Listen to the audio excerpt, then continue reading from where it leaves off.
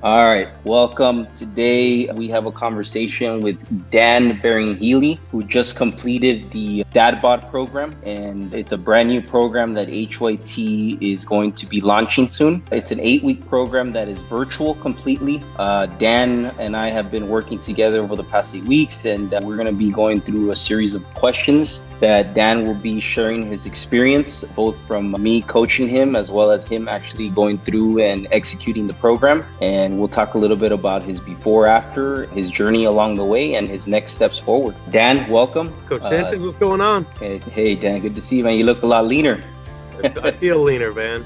Good. I'm so happy and glad to see that, man. Dan, I'm going to start off, first off, to say thank you. I appreciate you going through the program, being consistent, being very responsive. You made my job very easy along the way. It was a pleasure working with you, and I can't wait to go through the next few discussion items to really share with everyone the impact that this had on you in your life, and ultimately we'll be able to share your transformation as well. Cool, man. Before you started this program, can you tell me a little bit about your quality of life, what it was like, and your journey before the program, and what motivated you to get started and improve your health? The biggest thing is I'm 39, so turning 40 this coming October, I don't know what it does, but it does something to your head. And you just start thinking about everything. I got 2 kids that I just absolutely are my world, my wife, and I love them, and I want to be there for them. And I just got to a point where, like, in my younger days, I really worked to establish myself professionally and in my career. And then when my kids were born, I dedicated myself to just being the best dad that I could be, like the late night feedings. My wife travels a lot. So like there was a lot of latching on to dad. And I liked that. I liked being the go-to hand. And when they cried, I wanted to be that guy. But with that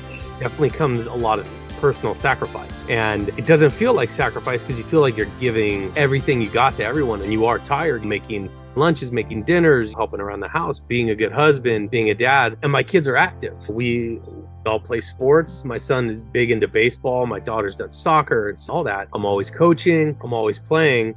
And I was a college athlete when I was young as well. It's not that I was not working out because I would run, but you're talking about 2 days a week if you're lucky. While having a job, I'm at a computer all day long. And if the days are really long, it could be a 12-hour day. So when all that's going on, you don't realize, you sort of lose track of the quality of food that's going into your body and the amount of time that you are spending moving around, being outside, just walking. That's one thing that the program really brought to my attention. Was I started looking at the tracker on my phone and the amount of steps I would take. And some days I take less than 2,500 steps on a busy day at work. And all that really adds up. And so if you're not getting those steps in and you're grabbing a quick meal, or you're making chicken nuggets for the kids and you're just crush a couple chicken nuggets for dinner because it's easy, a lot of stuff really goes away. So my wife likes to hike. Like I said, we're active, but it got to a point where she wants to go on these big time hikes, and I get self-conscious. Like, I don't know if I can still do that, right? Pushing 40, feeling the knees go a little bit, and then not training the right way and carrying a bunch of excess weight, you get self-conscious. So like it becomes like, I don't want to do that. My daughter wants to go for a bike ride, and usually I jog alongside her, and I can't go for a 5-mile bike ride or run because she wants to go for 5 minutes. And that now I'm cheating my kids and my wife out of these experiences, all because I've cheated myself health-wise. So it's just time for a change, right? Especially now my kid's becoming a little bit older, and my daughter is having a little bit of a bout with food and her relationship with food. Same thing that I had as a kid.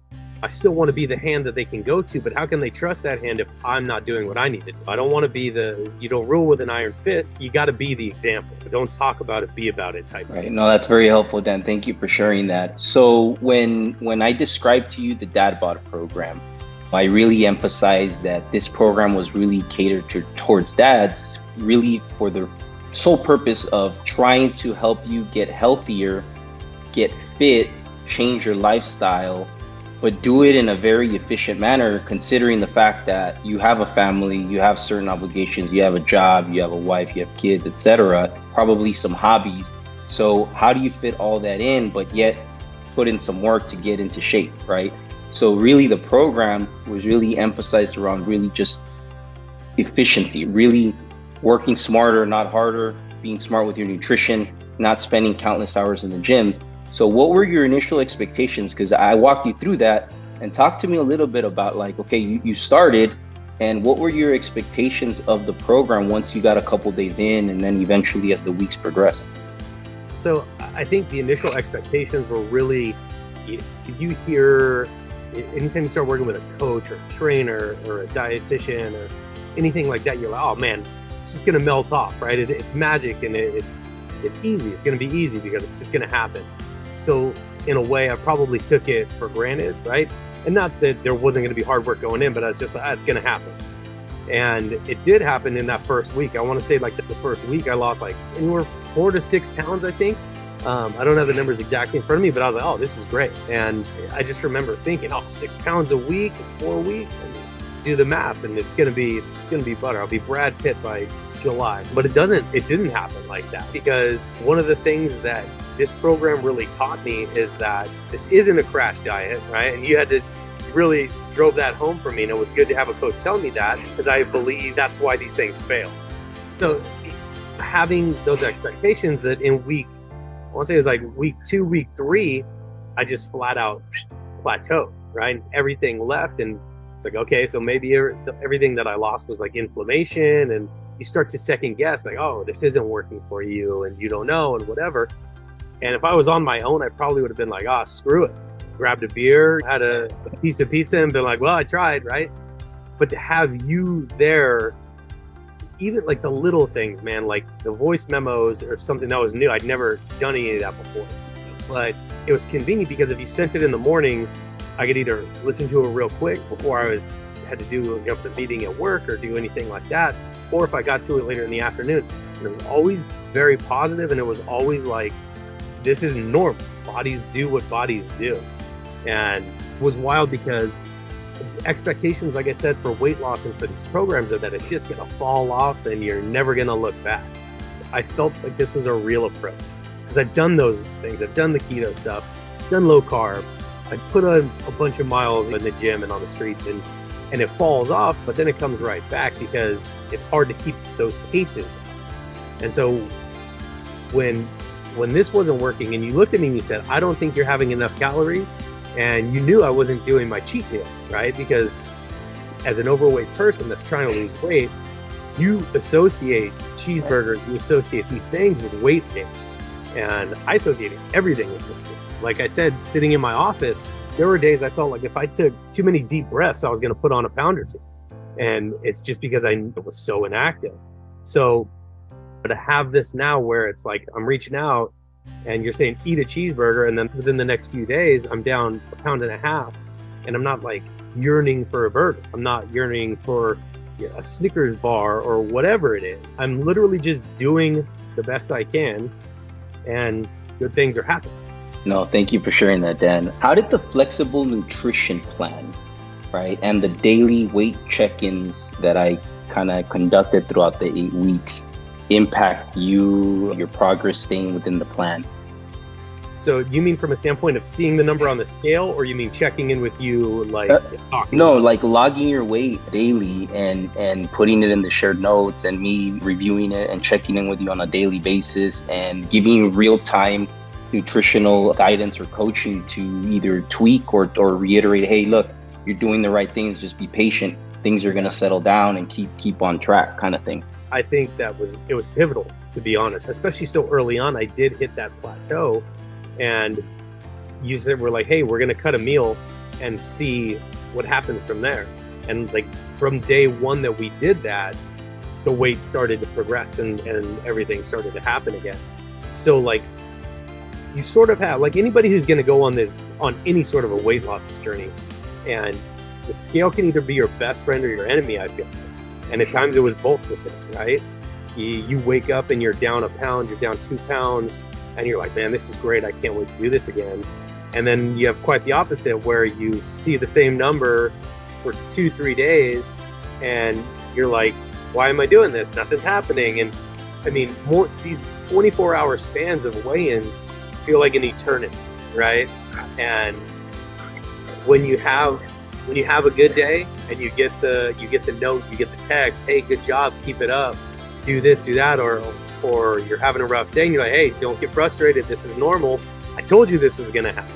And you did. Like, coach is the perfect name for you because you literally gave me proper expectations. You didn't say, you're going to drop 15 pounds in a week, or, oh, I don't know, we'll see what happens. You said, here's what I'm thinking based on how you were reading my body, based on the charts, right? And we had to go through a thing where I shared my daily food intake with you and exactly what I was eating and when I was eating it. And that's when it really tightened up. And I can't lie, when this thing started, because I've done these programs before, you're like, oh, I kind of know what's going on and whatever. You don't. And if you don't stick to this program the way you coached it, because it was tailored for me. And had I gone off in any other direction, I don't think I would have finished it. I don't think I would have felt the way that I do about it now. Like, it's easy to quit, right? And I think the constant, like, not wanting to let you down. And it's funny because not wanting to let you down means not letting myself down. Pushing myself to lose this weight so that you're proud is really making me proud of myself. Like and that's the ultimate coaching thing, right? You empower the person and they think they're making somebody else proud, which I believe I did. I hope I made you proud. My wife's happy, my kids are happy. Doing all that, it was just empowering myself. No, yeah, and you did make me proud, Dan. And that leads into my next question or point is, in your opinion, what was what milestone throughout the 8 weeks do you feel most proud of that you were able to accomplish, and how did that impact your overall well-being, both mentally and physically? Everything that I learned on this program, I'm going to carry with me because my journey isn't finished. Like, you really gave me just an amazing starting point. And I hate to say this, but like, I don't know that at any point I looked at myself and patted myself on the back, like, good job, right? And until this morning, and I had the final weigh-in, and it's like, okay, no more writing down, no more texting coach. It's just, this is the number. And you had said a couple weeks back that you thought I would end at about 225, and to get down to about 224, either 224.3 or something like that. And to see that, I was like, hell yeah. Like, that was the point, especially because I had a plateau the last like 3 days where it kind of sat there and I was just hitting numbers that I had already hit before. So to make the last day a number that I hadn't hit and be below the expectation that you had set, I was like, all right. Oh yeah, right on, man. And you I believe it's 21.7 pounds is the exact number, right, that you ended up dropping from starting at 246, right, down 21.7 pounds, shade under 225 in 8 weeks, man. And I think this leads to my next comment or point is, talk to me about the efficiency of this program and how it helped you as a busy dad. Share how much time on a weekly basis you had to do active exercise. And that way people can understand the minimal requirement really needed to really accomplish something like this. Yeah, so it was about a half hour a day. The first 2 weeks we didn't do anything. It was really getting the nutrition right, healing from the inside, which honestly was something like, for a guy that hadn't really lost weight since college, a lot of beers and parties and weddings and all that kind of stuff. So to sort of step back and eliminate the alcohol and eliminate the junk and just kind of like listen to your body a little bit, that was an experience in and of itself. So we did internal healing, which is what I call it. First couple weeks, it's really just all about getting all the supplementation, the nutrition, the hydration going, get used to the new way of life. And then we eased into exercise, specifically cardio. So Right. When we got into cardio, and from 3 to 8, weeks 3 to 8 really is when we did cardio. Talk to me about how much cardio time were you doing, and really how much overall like cardio time you did on a weekly basis, so you can really share with everyone that you didn't have to spend hours and hours and hours training on a weekly basis to really accomplish this. No, so when we started till probably about week 5, I want to say it was 4 half-hour sessions of just walking uphill, basically. And that was something that was hard for me to comprehend because I considered myself a runner. And so to me, when I was going to go run, if I didn't put in minimum 3 miles, 45 minutes, it didn't feel like an exercise. And then I started doing this and it slowed everything down for me. And I think that's what this program did everywhere, whether it was a meal, whether it was the exercise, whether it was the weight loss, and to not have such a sense of urgency of like, look, I didn't gain all this weight in 8 weeks. I'm not going to lose it all in 8 weeks. But coming to that conclusion was the thing. And so being in the gym, and that was part of it too, when I first started and I was having the plateau, you're overdoing it in the gym. So you had to rein me in and say, stick to this program. So 30 minutes of walking, it was 13 elevation at 3 miles per hour. Yeah, right around there. Yeah, and so it didn't seem like I was doing anything. But what that did do was it made it so I wasn't sore the next day, or I wasn't sore, whatever. So I could go back and it wasn't like, oh man, I got to go and kill myself. I just go, I did my work and I got it in, I left. And so 3 or 4 times up until about week 5. And then week 5, I think we pushed it to 5 times a week and we added the intervals. So yeah, it's not a crazy amount of time, but it did make me prioritize getting to the gym because I couldn't do that exercise. I live in the valley, it's flat, right? I can't find a hill to go walk up for 30 minutes. So prioritizing and finding the time. So it got to the point of like, all right, I dropped the kids off at school and I got an hour and 15 minutes to get to the office.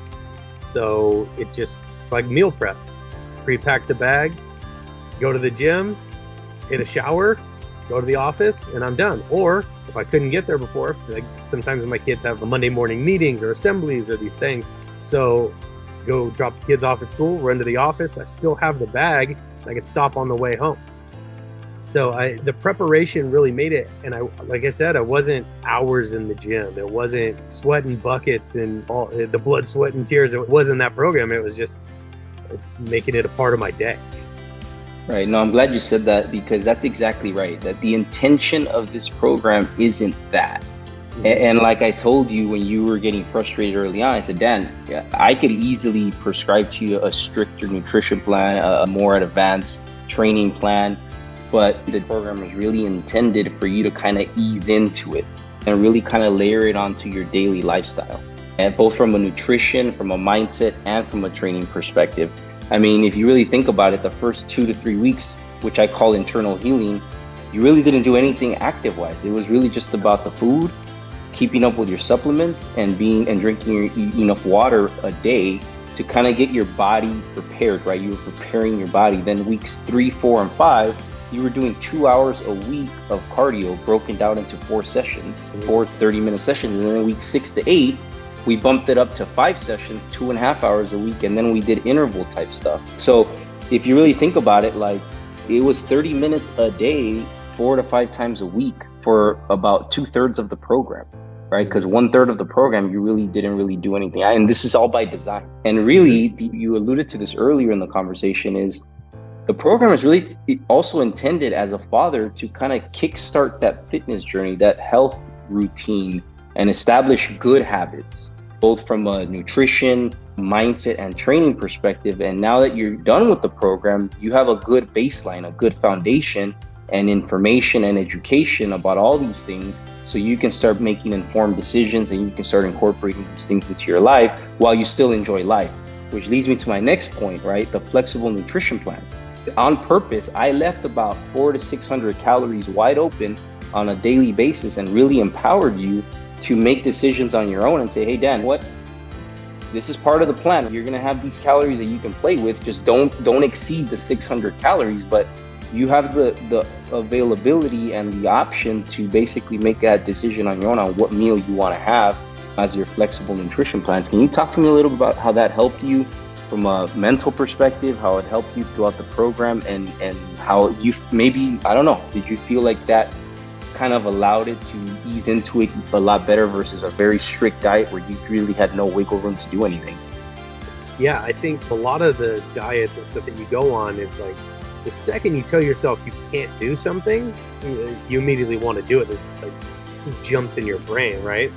You say you can't have a candy bar, or you can't eat bread, or you can't have a beer, you're screwed. And so what you did was you put that on the table of being like, here's a beer, drink it if you want it, but you can't have 3 beers, so don't have 2 beers. Or you can, but you're tomorrow you're gonna have to look at the scale, you're gonna have to look at your notes and see what happened, and then you have answers for why these things are happening. And so like there were nights where I was making the kids dinner or whatever, and it's like, oh, I'll take a bite of macaroni and cheese because I'm allowed to.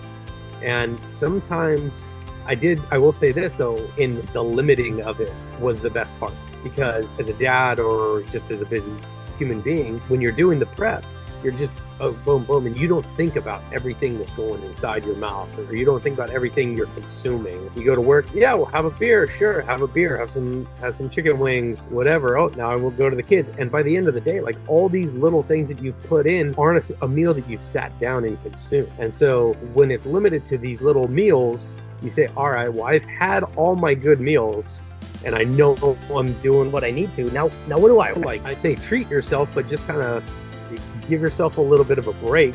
You know, it's more of a mental thing than I think a physical. And then you get to the point where it's like, oh, wow, now I'm going to wait. I'm going to wait for these, and I'm going to have a little bit more rice because I know that I can eat carbohydrates and that's going to help me. Versus like supplementing and being like, oh, well, I'll just eat a Snickers bar or I'll have a beer. It's like, I'll actually have some sweet potatoes, which you introduced to me. I'd never eaten sweet potatoes before this program, and they're fantastic. And it's like you said, it's just creating and opening up these new avenues of like a healthier way to do things. And then share about the impact to the whole cheat meal strategy. For example, when I work with clients who live in California or who have In-N-Out, my go-to recommendation is In-N-Out. So I have never met anyone who doesn't like In-N-Out, right? So I'm just like, hey, go enjoy it. You've earned it. And I use it strategically from a metabolism as well as a mental perspective to make sure that I keep you in a good mental place from a diet, nutrition perspective, so you can continue to stay on track. Right. And share how that impacted you in as far as with the weight loss and how all that helped. Yeah, I think, again, like, and the trend obviously is that I was pretty stubborn in the beginning, or I struggled, right? And when you're like, well, you got to go eat In-N-Out, I want you to do this, because of constantly struggling with this and how I associate food. Again, like fast food is something that, while I've struggled with my weight for an extended period of time, I don't eat a lot of fast food. So that was a barrier in and of itself to be like, I have to go and eat this. And you really laid out for me, like, it's okay. These are normal things that should be done. You should indulge yourself. You should enjoy In-N-Out, because In-N-Out is great. And to see that you can eat that and then still be on this journey and not completely screw everything up, it really puts into perspective that it's the amount versus, you know, what it is. And if you're having McDonald's for breakfast and Burger King for lunch and In-N-Out for dinner, obviously that's not going to work out for you.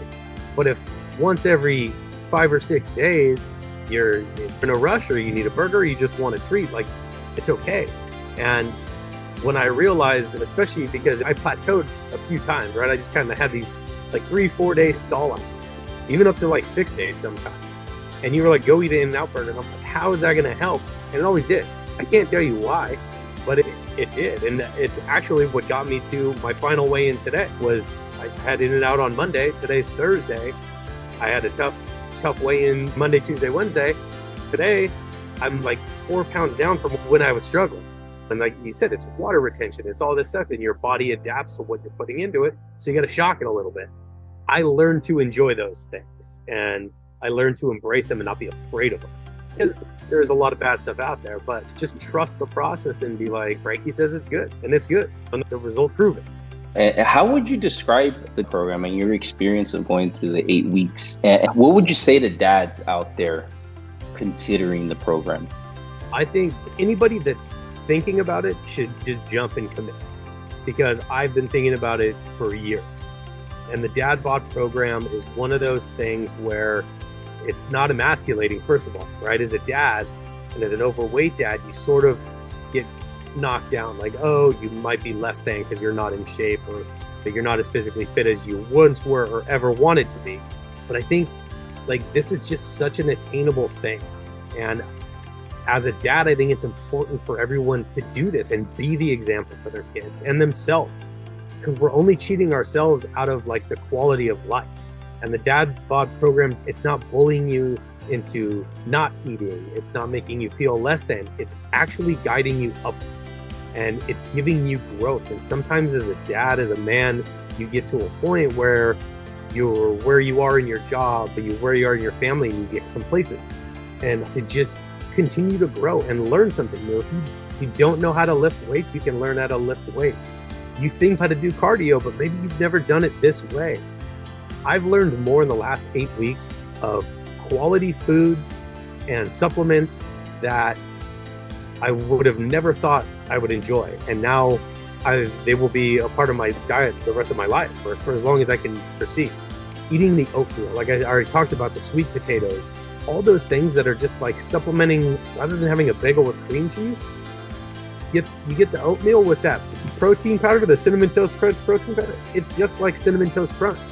And and I'm not gonna lie, there was a point, probably about like week 3, where like, Jesus, I can't eat this anymore, right? So I took a couple days off from the oatmeal, and then you go back to it and you're like, oh yeah, this is pretty good. You learn how to make it, how you like it. But for anybody doing the Dad-Bod or wants to do the Dad-Bod, just go and do it. I mean, you're never gonna regret it. There's not one day that I went to the gym or I woke up from not eating a bunch of junk, looked at the scale, having lost weight, or leaving the gym feeling good and be like, man, I really wish I would have done that. And so I think if you treat this in that manner, like there's no regrets at all. I went to parties during this, luncheons, birthdays, all this kind of stuff, pool parties, and I didn't miss out on anything. I've gained every single day that I've been on this program, and I think everybody will if they treat it with the respect that I do. I'm glad you touched on that, Dan, because that's the other piece. The Dad-Bod program is really, again, for dads, because the reality is that they have all these obligations, responsibilities, family time, parties, social gathering. And it's something that I call life. Life happens. And the program is specifically created and designed to be able to allow you to still enjoy all those social gatherings and enjoy life, while continuing to not just stay on track, but continue to make progress and do it in very efficient manner. And that's exactly what you were able to experience. And before we wrap up, can you just share emotionally, mentally, physically, how you felt day one and how you feel today? Yeah, I mean, from day one, I was very optimistic going into this, right? And I needed a push. And so going in, I was ready and I was excited. And I think more than anything today, I'm just happy. Knowing, like I said, you taught me to fish, right? You gave me the tools for success that now I can go on and continue to do this. This isn't, don't eat carbs and sugar for 30 days and you're going to lose 80 pounds and you're going to be great and then put it all back on. I just feel very optimistic for the future because I know my journey isn't done. And I don't see anything as obstacles anymore. I see them as challenges that I know I can overcome. And just feeling how my clothes fit. I'm just much more confident in social settings. All those types of things are just a result of not just the weight loss, because again, it's not the weight. And actually, to sort of get off topic, I wanted to go back because I got a couple of numbers from my chart. I had my physical, and across the board, high blood pressure, all that other stuff. When I started the Dad-Bod program, I was on a high blood pressure medication, and my blood pressure would get down on the medication to 130/90. That was about my resting blood pressure, which is still in hypertension, still high. I haven't, from week 1, after the completion of week 1, I just did an experiment to see if I could get off my blood pressure medication. And I went for my physical. When I got to my physical, first of all, my physician was absolutely ecstatic, blown away with everything. And my blood pressure, as it was then, is 124/70, which is a huge dip, and that's not on blood pressure medication.